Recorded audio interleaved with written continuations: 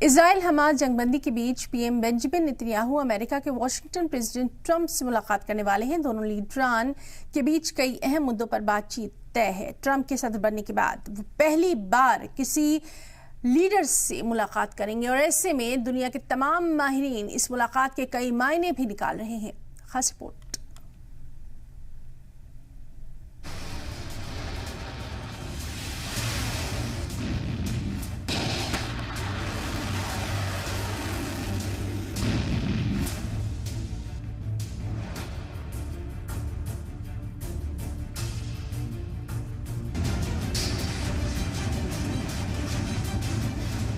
Israel Hamas में जंगबंदी तो हो गई है, लेकिन इजराइल अभी भी अपनी हरकतों से बाज नहीं आ रहा, जिसकी वजह से वेस्ट बैंक में लगातार फिलिस्तीनियों की जान जा रही है। दहशतगर्दी के खात्मे के नाम पर इजराइल लगातार वेस्ट बैंक के घरों को निशाना बना रहा है और उन्हें तबाह कर रहा है। ये तब है जब पूरी दुनिया की नजर उस पर है और वो लगातार मजम्मत का शिकार भी हो रहा है।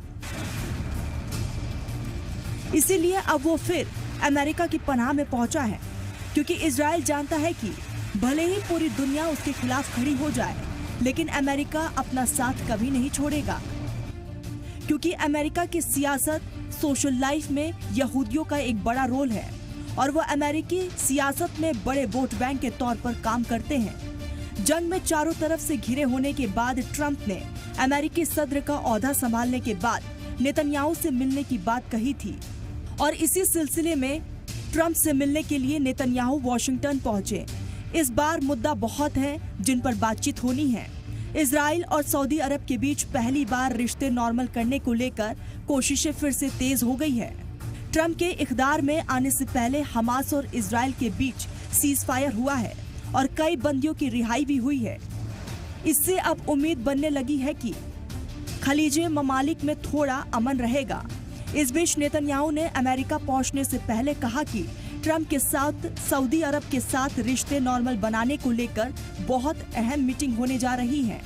इसके अलावा बंधकों की रिहाई पर भी नेतन्याहू और ट्रंप के बीच चर्चा होगी।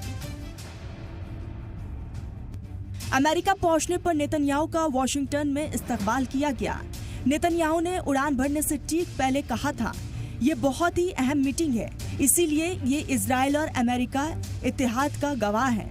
यह हमारे ताल्लुकात की ताकत का गवाह होने जा रहा है। नेतन्याहू ने कहा कि वो सदर ट्रंप के साथ हमास के खिलाफ जारी जंग, सभी बंधकों की रिहाई और ईरान पर भी चर्चा करेंगे।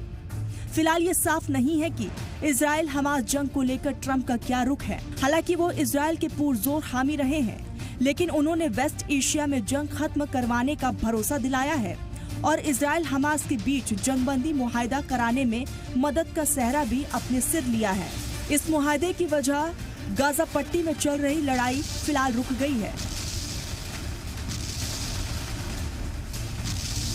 इस दौरान इजराइल ने करीब 15 महीने पहले अगवा किए गए 18 बंधकों की रिहाई मुमकिन हो पाई है, जिसके बदले में इजराइल ने सैकड़ों फिलिस्तीनी कैदियों को छोड़ा है।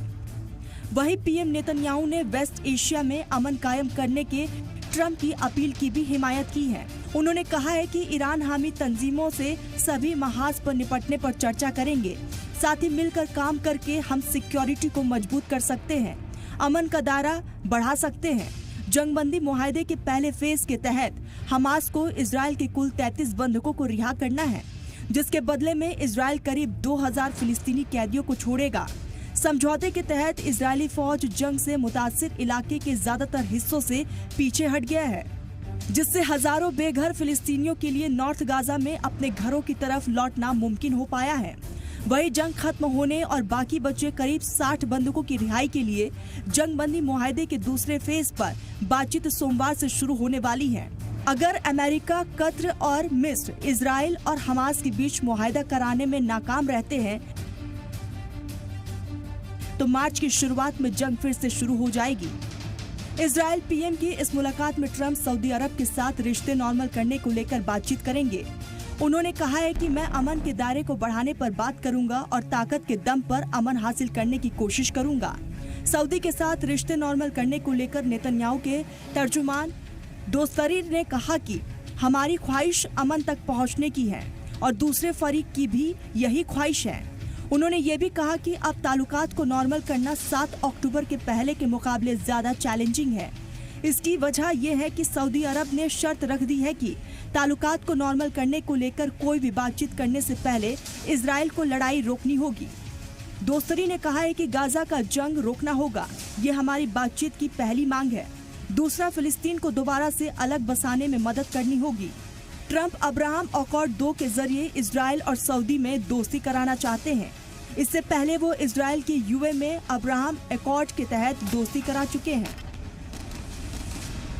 इजराइल सऊदी की दोस्ती कराकर जंग को रोकने का प्लान ट्रंप ने तैयार कर रखा है। ऐसे में देखना होगा कि क्या नेतन्याहू ट्रंप की बात मानने के साथ ही सऊदी की शर्त के तहत जंग रोककर गाजा को बसने देंगे। इस पर दुनिया की नजर रहेगी। ब्यूरो रिपोर्ट, सलाम टीवी।